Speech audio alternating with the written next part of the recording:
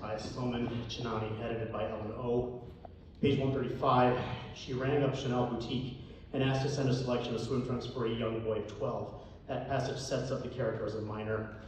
Page 137, heart hammering, I glance up at the packed beach, finally seeing the people around me. Grandma, I cry, they're naked. You brought me to a naked beach. Nani gapes at me and then raises her eyes and pulls down her sunglasses. She coos and glides away without looking back. Nani never asked if I wanted to go on this trip.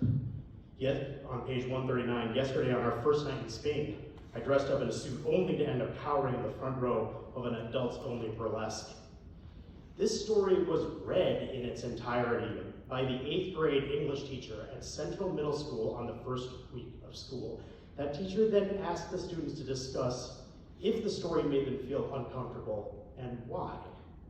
Still worse, this book can also be found in Northern High, Central Middle, Central Woodlands, Collins Elementary, Pine Ridge Elementary, and Orchard View Elementary libraries. Children as young as 5 years old can check out this book without parental guidance or knowledge. Having these books in a school library is an error of omission. Actively using these books in a class just to make students uncomfortable and then force them to discuss is an error of commission. Like it or not, schools do impart values on children. Should FHPS be normalizing abandoning minors on nude beaches or taking them to adult-only shows? Are these really FHPS values? Children are not the same as adults, and school libraries are not the same as public libraries. Books present at a school should be carefully selected to complement parental as well as societal values. This shapes good citizens. Unlike public libraries, not every book belongs in a school library. There is a very small but noisy fringe group of extremists for whom no corruption is taboo.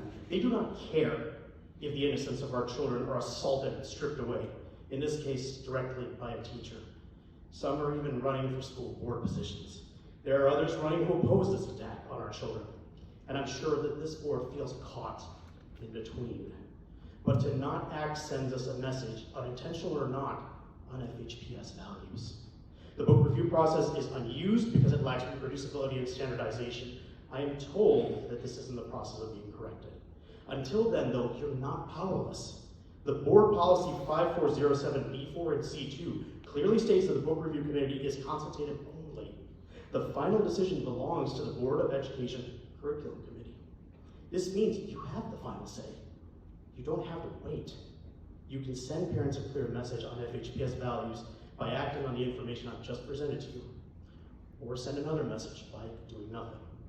This choice is ultimately yours. Thank you.